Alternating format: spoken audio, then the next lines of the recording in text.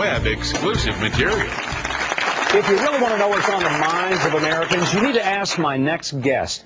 Year in, year out, he talks to thousands of Americans from all walks of life, and he gets to the heart of what's going on in our minds. His latest book is called What People Really Want. Really. Pollster Frank Luntz is here. Frank, Pleasure. Great to have you here. Your book is a fascinating insight into the American psyche, and one of the things that intrigues me is the methodology. It's one thing to say, this is what Americans are thinking. A lot of people want to know, how do you know that? Well, how do you know? If you've talked to 1 million people over the last 15 years on telephone, face-to-face, email, sessions like these, this book has a poll in it. 6,400 people responded for a 4-month period to questions about values, morality, government, employment, religion.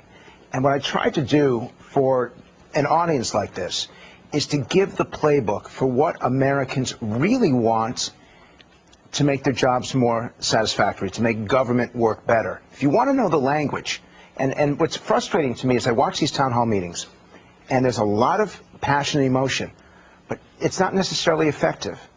In this book is what to say at the town hall meeting. In this book is what to say to a member of Congress to have the greatest impact. I know that you have built a career talking about the fact that words matter. Previous book was called Words That Work.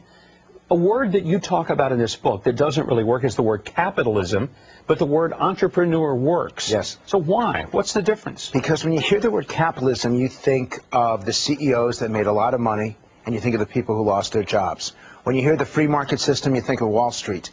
Economic freedom is what we still believe in. The principle is still there, but the language has changed. You can't call something tort reform, which is what the Republicans are trying to do in Washington, because most Americans think torts are a French pastry. And you don't call them personal injury lawyers. I mean, you do call them personal injury lawyers because when I say personal injury lawyer, they probably think ambulance chaser. So there's a right way and a wrong way. Don't call it the estate tax, call it the death tax. Don't call it drilling for oil, call it exploring for energy.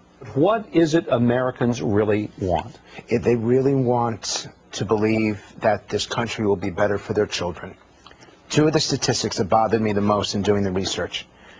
Only 57% of Americans think that the country will be better off in the future, and 44% think that their kids will actually inherit a worse quality of life than them. We've never had this sense of intergenerational pessimism that their kids are going to be worse off. We've always been a nation that sort of said, you know, whatever my generation is going through, we're going to lift our kids up on our shoulders. They're going to see things we've never seen. They're going to do things we've never done. They're going to go places we've never gone, because that's what America is. The next generation, it gets it a little better than the one before.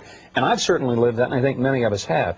That is a frightening thing if Americans have started losing their optimism when they really need to be thinking about what could be best for their kids. How do we fix that? I'm going to give you 6 ways, and it's all in here, and I'm going to do it fast. Okay.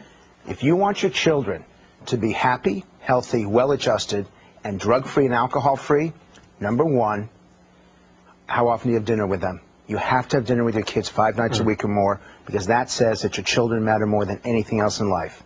Number 2, you take them to religious services, because then they believe in something greater than them. It changes how they relate to everything in life. Number 3, you check their homework 3 nights a week or more, because it's intellectual. The development is as important as how we develop physically.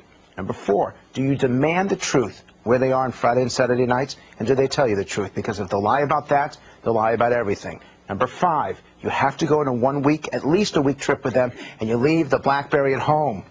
You do not text. I've seen parents text in front of their children, and how damaging that is. And number 6, the kids participate in a team sport, and they learn about respecting each other and their colleagues. Those are 6, and they're in order, by the way, the 6 most powerful indicators of happiness and health, and that's what this is meant to be. It's actually meant to give you the ingredients to learn to appreciate government again. And by the way, what do we want most out of government? In a word, and you guys got the chart if you want to pull it up there. More than anything else, we want accountability. We're tired of Washington telling us what they think we want to hear. We want people who look us straight in the eye and say what we mean and mean what we say. And I tell you what, they're looking me straight in the eye and telling me that if I don't end the segment, the show will be over. Frank, thank you. What Americans Really Want, that's the name of the book. 6 great ideas. I have never heard it put so succinctly ever. Thank you very much, Frank Luntz. Coming up, their work behind the